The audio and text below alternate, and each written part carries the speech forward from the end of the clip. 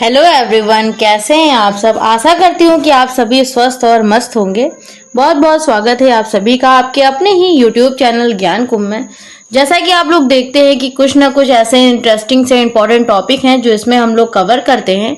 आप हमारे अगर चैनल से जुड़े हुए हैं तो आपको ये सारी जानकारियां होंगी। आज का जो हमारा टॉपिक है वो हम अकाउंटिंग के जो आपके गोल्डन रूल्स हैं अकाउंटिंग के, यानी अकाउंटिंग कितने टाइप्स की होती है, तो 3 टाइप की आपकी अकाउंटिंग है। आज उसके भी यहाँ पे वीडियो लेकर के आए हुए हैं। ये बहुत ही ज्यादा सिर्फ इसमें मैंने गोल्डन रूल ही दिए हुए हैं, तो बहुत ज्यादा ऐसा कुछ भी नहीं है कंटेंट जिससे आप बोर हो। इसमें बहुत बेसिक सी चीजें हैं और इसको अगर आप समझ लेंगे तो आपके लिए अकाउंटिंग काफी आसान हो जाएगी।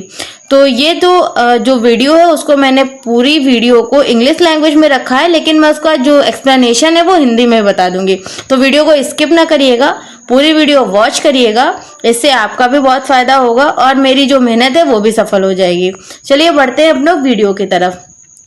तो सबसे पहले बात कर लेते हैं व्हाट इज अकाउंटिंग। अकाउंटिंग क्या है तो दिया गया है इसमें, देखिए, the main purpose of accounting is to ascertain profit and loss during a specified period to show financial condition of the business on a particular date and to have the control over the firm properties. In other word, ये तो आपका एक word में हो गया कि accounting क्या है। यानी जो लेखांकन है जिसे अकाउंटिंग भी कहा जाता है, एक ऐसी प्रक्रिया है जिसमें व्यवसाय या संगठन के वित्तीय लेन देनों को व्यवस्थित किया जाता है, ठीक, फाइनेंशियली और कंडीशन जो बिजनेस पर्पस है उन सभी चीजों को मेंटेन करने के लिए। अगर इसी को थोड़ा सा हम अदर वर्ड में पढ़ते हैं, दूसरी भाषा में समझते हैं, तो दिया गया है कि in other words and accounting is a systematic record all transactions relating to a person and assets or liability and expense or an income. Account is called account. Such accounting record are required to maintain, to measure the income of the business, communicate the information so that it may be used by manager, owner and other parties. तो accounting क्या है कि accounting मतलब लेखांकन का पूरा मतलब क्या होता है, जिसे लेखांकन को जिसे हम अकाउंटिंग भी कहते हैं। यह एक ऐसी प्रक्रिया होती है, हम लोग ऐसे समझ लेते हैं कि यह एक ऐसी प्रक्रिया है जिसे किसी व्यवसाय संगठन के लिए जो वित्तीय लेन देन है, जो रिकॉर्ड हैं, जो ज्यादा बड़े रिकॉर्ड्स हैं, उनको हम सारी चीजों को एक व्यवस्थित तरीके से रिकॉर्ड में संक्षेप करके, विश्लेषण को रिपोर्ट करके और उनको व्यवस्थित किया जाता है। यह वित्तीय जानकारी को पहचानने या मापने या संप्रेषित करने के लिए एक प्रणाली है जिसका प्रयोग एक हितधारक, जैसे वो निवेशक हो गया, लेनदार हो गया, प्रबंधक हो गया, ये सूचित जो है निर्णय लेने के लिए करते हैं, ठीक। तो अकाउंटिंग एक क्या है, अकाउंटेंसी के भी नाम से जाना जाता है और ये व्यवसाय को निगमों जैसे आर्थिक व्यवस्थाओं के बारे में जानकारी दर्ज करने संबंधित प्रक्रिया है। यानी एक ऐसी प्रक्रिया है जो आपके बड़े से बड़े रिकॉर्ड को, बड़े से बड़े आपके डेटा को, बड़े से बड़े आपके ट्रांजेक्शंस को, चाहे वो एसेट्स हो, लायबिलिटी हो, आपके एक्सपेंसेस हो, उन सबको अपने अकाउंटिंग लैंग्वेज में एक इजी फॉर्म में आपको वो सारी कैलकुलेशन करके आप जो है उसको आपको प्रोवाइड कर देता है। तो ये तो आपका अकाउंटिंग का पार्ट हो गया। अब हम देख लेते हैं जो आपके गोल्डन रूल हैं अकाउंटिंग के, अब उनकी चर्चा कर लेते हैं। तो जो गोल्डन रूल ऑफ अकाउंटिंग है, यानी अकाउंटिंग कितने टाइप की होती है, तो आपके 3 टाइप की अकाउंटिंग होती हैं, ठीक। कौन कौन सी होती हैं? एक तो आपका पर्सनल अकाउंट हो गया, एक आपका रियल अकाउंट हो गया और एक आपका नॉमिनल अकाउंट हो गया। ये 3 टाइप के आपके अकाउंट्स रहते हैं। अब इनकी चर्चा कर लेंगे थोड़ी सी कि व्यक्तिगत खाता व्यक्ति या फर्म के साथ लेन देन को रिकॉर्ड करता है। ये सिर्फ एक पर्सन और फर्म के बीच में अकाउंट चलता है, पर्सनल अकाउंट, जिसमें आपका रूल है पर्सनल अकाउंट का, debit the receiver, credit the giver. यानी जो व्यक्तिगत खाता का नियम है वो है पाने वाले को डेबिट करे, जो हमारा पाने वाला होता है उसको डेबिट करें और देने वाले को क्रेडिट करें। ये फर्स्ट रूल ऑफ अकाउंटिंग का रूल है कि पाने वाले को डेबिट करें, वास्तविक खाता का ये नियम होता है। कि उदाहरण के लिए ऐसा भी कह सकते हैं कि एक प्रतिनिधि व्यक्तिगत खाते में किसी कर्मचारी के पिछले वर्ष में देय वेतन की जानकारी हो सकती है। आप व्यक्तिगत खाते को एक सामान्य खाता बही के रूप में भी सोच सकते हैं जो लोगों, संघों या कंपनियों से संबंधित होते हैं। अब इसी के आगे देख लेते हैं रियल अकाउंट के बारे में।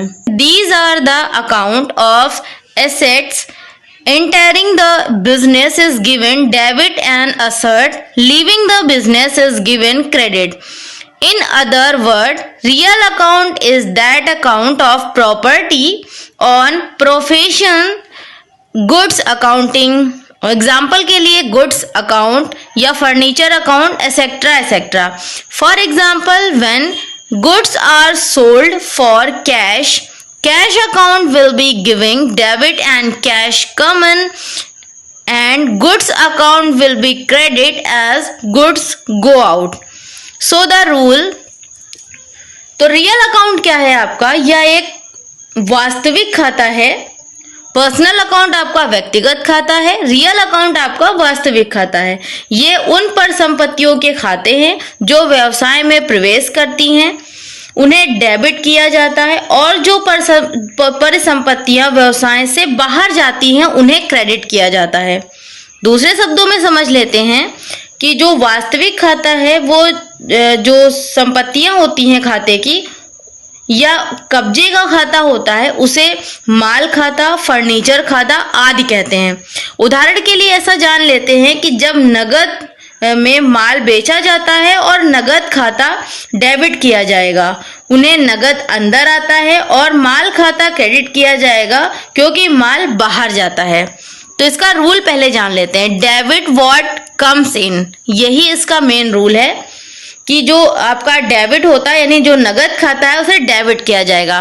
डेबिट व्हाट्स कम इन, क्रेडिट व्हाट्स गोज आउट।